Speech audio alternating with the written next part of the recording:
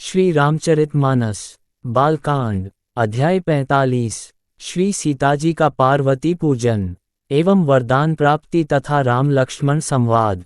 पुष्प वाटिका में सीताजी मृग, पक्षी और वृक्षों को देखने के बहाने बार बार घूम जाती हैं और श्री राम जी की छवि देख देख कर उनका प्रेम बहुत ही बढ़ता जाता है। शिवजी के धनुष को कठोर जानकर वे मन में विलाप करती हुई हृदय में श्री राम जी की सांवली मूर्ति को रखकर चलीं। प्रभु श्री राम जी ने जब सुख, स्नेह, शोभा और गुणों की खान श्री जानकी जी को जाती हुई जाना, तब परम प्रेम की कोमल स्याही बनाकर उनके स्वरूप को अपने सुंदर चित्र रूपी भित्ति पर चित्रित कर लिया। सीताजी पुनः भवानी जी के मंदिर में गईं और उनके चरणों की वंदना करके हाथ जोड़कर बोलीं, हे श्रेष्ठ पर्वतों के राजा, हिमाचल की पुत्री पार्वती, आपकी जय हो, जय हो। हे महादेव जी के मुख रूपी चंद्रमा की चकोरी, आपकी जय हो। हे हाथी के मुख वाले गणेश जी और 6 मुख वाले स्वामी कार्तिक जी की माता, हे जगत जननी, हे बिजली की सी कांतियुक्त शरीर वाली, आपकी जय हो। आपका न आदि है, न मध्य है और न अंत है, आपके असीम प्रभाव को वेद भी नहीं जानते। आप संसार को उत्पन्न, पालन और नाश करने वाली हैं, विश्व को मोहित करने वाली और स्वतंत्र रूप से विहार करने वाली हैं। पति को इष्टदेव मानने वाली श्रेष्ठ नारियों में है माता, आपकी प्रथम गणना है। आपकी अपार महिमा को हजारों सरस्वती और शेषजी भी नहीं कह सकते। हे भक्तों को मुहमांगा वर देने वाली, हे त्रिपुर के शत्रु शिव जी की प्रिय पत्नी, आपकी सेवा करने से चारों फल सुलभ हो जाते हैं। हे देवी, आपके चरण कमलों की पूजा करके देवता, मनुष्य और मुनि सभी सुखी हो जाते हैं। मेरे मनोरथ को आप भली भांति जानती हैं, क्योंकि आप सदा सबके हृदय रूपी नगरी में निवास करती हैं। इसी कारण मैंने उसको प्रकट नहीं किया। ऐसा कहकर जानकी जी ने उनके चरण पकड़ लिए। गिरिजा जी सीताजी के विनय और प्रेम के वश में हो गईं। उनके गले की माला खिसक पड़ी और मूर्ति मुस्कुराए। सीताजी ने आदरपूर्वक उस प्रसाद माला को सिर पर धारण किया। गौरी जी का हृदय हर्ष से भर गया और वे बोलीं, हे सीता, हमारी सच्ची आशीष सुनो, तुम्हारी मनोकामना पूरी होगी। नारद जी का वचन सदा पवित्र, संशय, भ्रम आदि दोषों से रहित और सत्य है। जिसमें तुम्हारा मन अनुरक्त हो गया है, वही वर तुमको मिलेगा। माँ गौरी ने सीता जी को आशीर्वाद दिया।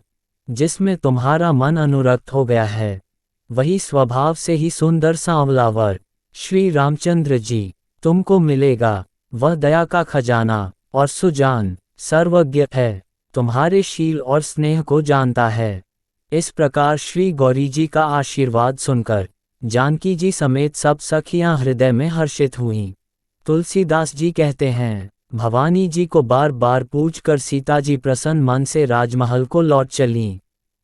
गौरी जी को अनुकूल जानकर सीता जी के हृदय को जो हर्ष हुआ, वह कहा नहीं जा सकता। सुंदर मंगलों के मूल उनके बाएं अंग फड़कने लगे। हृदय में सीता जी के सौंदर्य की सराहना करते हुए दोनों भाई गुरु जी के पास गए। श्री रामचंद्र जी ने विश्वामित्र से सब कुछ कह दिया, क्योंकि उनका सरल स्वभाव है, छल तो उसे छूता भी नहीं है। फूल पाकर मुनि ने पूजा की, फिर दोनों भाइयों को आशीर्वाद दिया कि तुम्हारे मनोरथ सफल हों। ये सुनकर श्री राम लक्ष्मण सुखी हुए। श्रेष्ठ विज्ञानी मुनि विश्वामित्र जी भोजन करके कुछ प्राचीन कथाएं कहने लगे। इतने में दिन बीत गया और गुरु की आज्ञा पाकर दोनों भाई संध्या करने चले। उधर पूर्व दिशा में सुंदर चंद्रमा उदय हुआ। श्री रामचंद्र जी ने उसे सीता के मुख के समान देखकर सुख पाया। फिर मन में विचार किया कि यह चंद्रमा सीता जी के मुख के समान नहीं है। सीता जी के मुख की बराबरी क्या चंद्रमा से हो सकती है? बेचारा गरीब चंद्रमा सीता जी के मुख की बराबरी कैसे पा सकता है? जिसका जन्म खारे समुद्र में हो, फिर उसी समुद्र से उत्पन्न होने के कारण विष उसका भाई हो, दिन में जो मलिन रहता हो और काले दाग से युक्त हो, फिर यह घटता बढ़ता है और विरहिणी स्त्रियों को दुख देने वाला है। राहु अपनी संधि में पाकर इसे ग्रस लेता है। चकवे को शोक देने वाला और कमल का बैरी है। हे चंद्रमा, तुझ में बहुत से अवगुण हैं जो सीताजी में नहीं हैं। अतः जानकी जी के मुख की तुझे उपमा देने में बड़ा अनुचित कर्म करने का दोष लगेगा। इस प्रकार चंद्रमा के बहाने सीताजी के मुख की छवि का वर्णन करके बड़ी रात हो गई जान वे गुरुजी के पास चले। मुनि के चरण कमलों में प्रणाम करके आज्ञा पाकर उन्होंने विश्राम किया। रात बीतने पर श्री रघुनाथ जी जागे और भाई को देखकर ऐसा कहने लगे, हे तात, देखो, कमल, चक्रवाक और समस्त संसार को सुख देने वाला अरुणोदय हुआ है। लक्ष्मण जी दोनों हाथ जोड़कर प्रभु के प्रभाव को सूचित करने वाली कोमल वाणी बोले, अरुणोदय होने से कुमुदिनी सकुचा गई और तारागणों का प्रकाश फीका पड़ गया। जिस प्रकार आपका आना सुनकर सब राजा बलहीन हो गए हैं।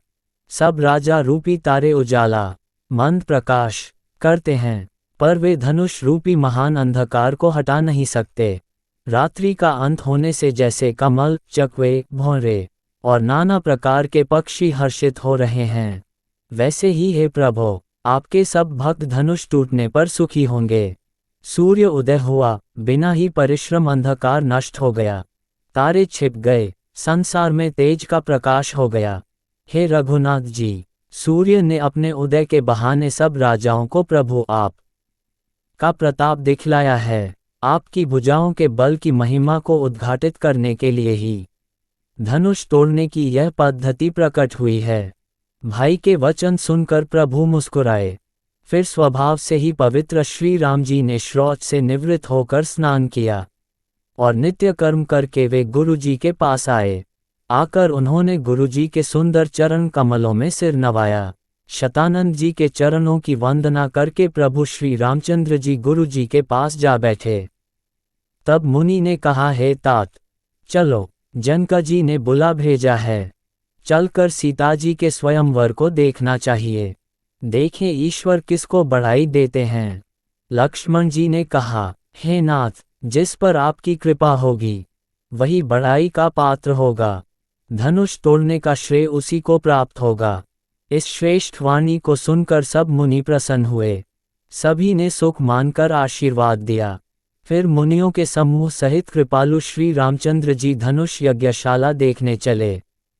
दोनों भाई रंगभूमि में आए हैं, ऐसी खबर जब सब नगर निवासियों ने पाए, तब बालक, जवान, बूढ़े, स्त्री, पुरुष सभी घर और कामकाज को भुलाकर चल दिए।